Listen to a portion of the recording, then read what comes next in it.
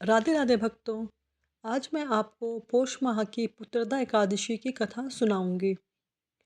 पुत्रदा एकादशी के दिन हमें सुबह जल्दी उठकर स्नान करना चाहिए। अपने ठाकुर जी को स्नान कराना चाहिए, पंचामृत से स्नान कराएं। इस दिन हमें तुलसी पत्तर नहीं तोड़ना चाहिए। तुलसी के पत्ते को एक दिन पहले ही तोड़कर रख लेना चाहिए, फिर उसको हम अगले दिन ठाकुर जी पर भोग में यूज़ कर सकते हैं। आइए चलते हैं कथा की ओर। महाराज युधिष्ठिर ने पूछा, हे भगवान, आपने सफला एकादशी का महत्व बताकर बड़ी कृपा की है। अब कृपया करके यह बतलाइए कि पौष शुक्ल एकादशी का क्या नाम है, उसकी विधि क्या है, उसमें कौन से देवता का पूजन किया जाता है। भक्तवत्सल्य भगवान श्री कृष्ण बोले, हे राजन, इस एकादशी का नाम पुत्रदा एकादशी है।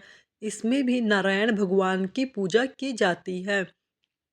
इस चर और अचर संसार में पुत्रदा एकादशी के व्रत के समान दूसरा कोई व्रत नहीं है। इसके पुण्य से मनुष्य तपस्वी, विद्वान और लक्ष्मीवान होता है। इसकी मैं एक कथा कहता हूँ, सो तुम ध्यान पूर्वक सुनो। भगवती नामक नगरी में सुकेतुमान नाम का एक राजा राज्य करता था। उसके कोई पुत्र नहीं था। उसकी स्त्री का नाम शिव्या था। वह निपुत्री होने के कारण सदैव चिंतित रहा करती थी। राजा के पितर भी रो रो कर पिंड लिया करते थे और सोचा करते थे कि इसके बाद हमको कौन पिंड देगा। राजा को भाई, बांधव, धन, हाथी, घोड़े, राज्य और मंत्री, इन सब में से किसी से भी कोई संतोष नहीं था। वह सदैव यही विचार करता था कि मेरे मरने के बाद मुझको कौन पिंडदान देगा। बिना पुत्र के पितरों और देवताओं का ऋण मैं कैसे चुका सकूंगा। जिस घर में पुत्र न हो उस घर में सदैव अंधेरा ही रहता है। इसलिए पुत्र उत्पत्ति के लिए प्रयत्न करना चाहिए।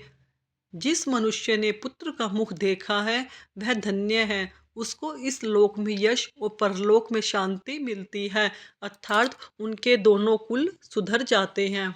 पूर्व जन्म के कर्म से ही इस जन्म में पुत्र, धन आदि प्राप्त होते हैं। राजा इसी प्रकार रात दिन चिंता में लगा रहता था। एक समय तो राजा ने अपने शरीर को त्याग देने का निश्चय किया, परंतु आत्मघात को महान पाप समझकर उसने ऐसा नहीं किया। एक दिन राजा ऐसा ही विचार करता हुआ अपने घोड़े पर चढ़कर वन को चल दिया तथा पक्षियों और वृक्षों को देखने लगा। उसने देखा कि वन में मृग, व्याघ्र, सुअर, सिंह, बंदर, सर्प आदि सब भ्रमण कर रहे हैं। हाथी अपने बच्चों और हथनियों के बीच घूम रहा है। इस वन में कहीं तो गीदड़ अपने कर्कश स्वर में बोल रहे हैं, कहीं उल्लू ध्वनि कर रहे हैं।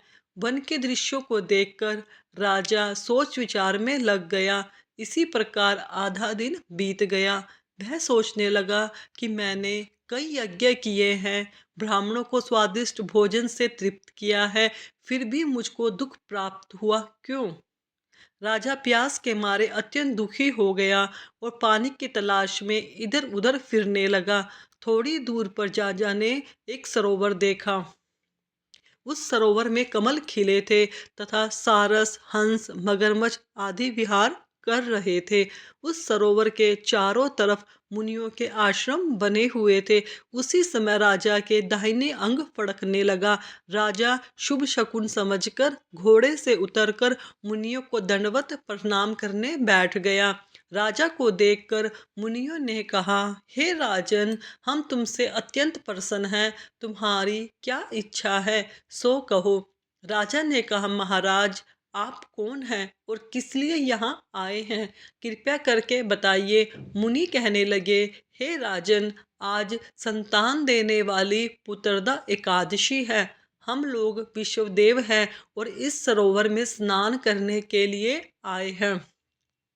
यह सुनकर राजा कहने लगा कि महाराज, मेरे भी कोई संतान नहीं है। यदि आप मुझ पर प्रसन्न हो तो मुझे एक पुत्र का वरदान दीजिए। मुनि बोले, हे राजन, आज पुत्रदा एकादशी है। आप अवश्य ही इसका व्रत करें। भगवान की कृपा से अवश्य ही आपके घर में पुत्र होगा। मुनि के वचनों को सुनकर राजा ने उसी दिन एकादशी का व्रत किया और द्वादशी को उसका पारण किया। इसके पश्चात मुनियों को प्रणाम करके महल में वापस आ गया। कुछ समय बीतने के बाद रानी ने गर्भ धारण किया और 9 महीने के पश्चात उनके एक पुत्र हुआ। वह राजकुमार अत्यंत शूरवीर, यशस्वी और प्रजापालक हुआ। श्री कृष्ण बोले, हे राजन, पुत्र की प्राप्ति के लिए पुत्रदा एकादशी का व्रत करना चाहिए। जो मनुष्य इस महात्म को पढ़ता है या सुनता है, उसे अंत में स्वर्ग की प्राप्ति होती है। आज मैंने आपको पुत्रदा एकादशी की कथा सुनाई है। अगर आपको मेरी सुनाई हुई कथा अच्छी लगे तो वीडियो को लाइक करें, कमेंट में राधे राधे लिखें, चैनल को सब्सक्राइब करें। धन्यवाद भक्तों, आप सभी को पुत्रदा एकादशी की बहुत बहुत बधाई हो। भगवान आप सबकी मनोकामनाओं को जरूर पूर्ण करेंगे। धन्यवाद दोस्तों।